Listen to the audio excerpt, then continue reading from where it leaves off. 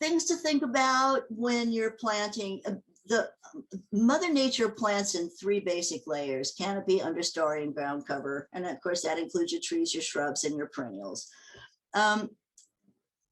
When you look at the woods, and that's if you area to be very similar, just keep an eye on how it's naturally planted. So these rules, I'm not quite sure where I found these rules, but it kind of works. If you have to be patient. Gardening is a lesson in patience. Be strong. Don't be tempted with instant shade or structure. It's just too hard to maintain, especially with our cold winters, our dry summers. It's really better to start out small than it is to get large. Be flexible, and here it's going to happen. Whatever damage happens, it's going to happen, whether you're out there or not. Just let it go and create a new design. And brave judgment can cloud, sentiment can cloud judgment. I've got so many plants from my family members and friends that I could not possibly get away from, and you probably don't have room, but you'll take them anyway. So you want to plan for wildlife. You want to plant enough to share, and I say that for those of you who live out in the country, not so much in town. You don't have to worry. Now you see this little deer here? That's a red twig dogwood he's munching on. Now I have red twig dogwood everywhere in my yard, all over the place. But it's a variegated leaf, same bush, just a different colored leaf. They know when you spend money, I swear to God, they know. Okay, back over here to the tent caterpillars. Now I remember my mom having an absolute heart attack over tent caterpillars. Get that limb cut off that tree. Oh my gosh. Well, once you realize though that chickadees they're seed eaters for themselves, but they feed their babies all these caterpillars. And it takes a good 6,000 of them just to feed one brood of chickadees, and chickadees have 2 broods a year. So without all those caterpillars that are driving you crazy in your yard, you wouldn't have as many chickadees probably either. And I'm telling you, the squirrels will take your bulbs right out of the bag. If you walk away for a minute, come back, they'll be right in your bag. I've caught them at it, right in a bag of bulbs I was trying to get in the ground. Pack rats, they'll take everything, you'll disappear, you'll never see it again. And raccoons, they'll get into your garbage if you don't seal it up. Again, you're in the wintertime, protect from voles. That's the only other thing I'm going to talk about wildlife here is just this page. But these are the things. Voles are, they're those little guys that have the little trails right underneath the grass that when the snow melts, you can see them running all over your lawn. Those are the ants. Moles that make the mounds that destroy they may kick the plants out of the soil, but they don't eat anything but grubs. And bugs and stuff in the soil. So it's the voles that eat the new, especially your new plantings. So you probably want to wrap them in the wintertime, or make sure that there's no vegetation anywhere near that tree, because they like the vegetation of your lawns. Oh yes, a word about microclimates. I think I missed one, but anyway, microclimates can change a lot. It grows where.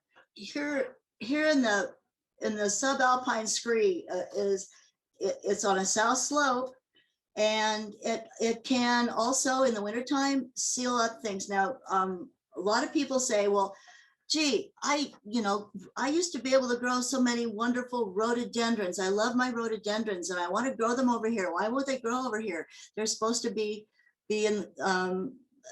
tolerate the cold, and they do tolerate our cold. In fact, they grow very happily at Snoqualmie Pass. And you want to know why they grow very happily at Snoqualmie Pass is because the snow has packed them so tightly that eat the leaves. The ice and the snow freezing and won't break the branches, and they just do much better up in the snow than they do here. You can grow them here, but you've got to protect them in the wintertime for sure. Let's see. Then against buildings, the sun hitting against a building will warm up soil by quite a few degrees. And you'll find that if you have a plant against a building like this on a south facing building and another same plant, another, that one in the south building is going to bloom first just from the heat, if it's a heat loving plant, that is. And then of course along here's out in the Koichi Canyon, out in the shrub steppe, and water always does make a lot of change in what normally grows in the area. So, okay, I'm going to start. We've gone now into the alpine zone. Now, most of the soil is really sparse and it's prone to erosion. And with all the extreme temperature variations, they heave. And so all of your plants are going to grow really low to the ground. And pollination is really, really hard in extreme conditions. So they got to send up really pretty flowers to get the attraction of all of what pollinates them. And these alpine forget-me-nots, they're considered endangered. They're threatened and endangered. So we don't have too many of those around, but they are up there, and they're a member of the borage family. And then your stone crop again. I mentioned that earlier when we saw that along the pathway up at Snoqualmie Pass. This sedum grows really close tight, but when it's sun shining and the snow's and pollination, it's these really nice yellow flowers. And of course, Louisa, you can buy the Louisa here. You can buy these in the nurseries here. I bought them at Fred Meyer's. I've seen them at Fred Meyer's. And they're commonly purchased, but they are a wildflower up in our alpine areas. And they are, they grow about maybe a foot tall. And the Louisas have a taproot. The rest of them, these other plants do not. They're more of a ground cover. So let's see, here's zone. So little more trees than you had clear up there.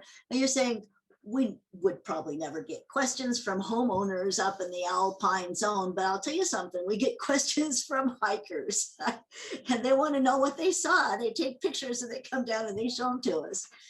So this rocket, I guess it's pronounced Gilia, rocket Gilia. It grows up there.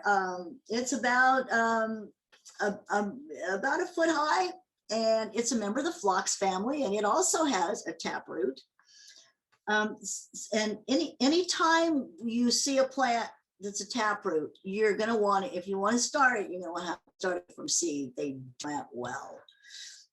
In fact, most native plants, it's hard to transplant. You're much better off getting seeds or starts from nurseries that specialize in native plants, unless you can find small ones. This glacier lily, avalanche lily, dogtooth violet, they're all so close that you could look at one and not really know until you got your microscope out which was which. So I'm just calling this the avalanche lily. And it begins generating growth clear even before the snow melts. It knows the seasons and it knows when it starts to come up. And that bulb goes deep. If you see, you try and dig them, and you're going to have some heavy equipment to do it. But from seed, though, if you do get some seed, it's anywhere from 3 to 6 years before your first bloom.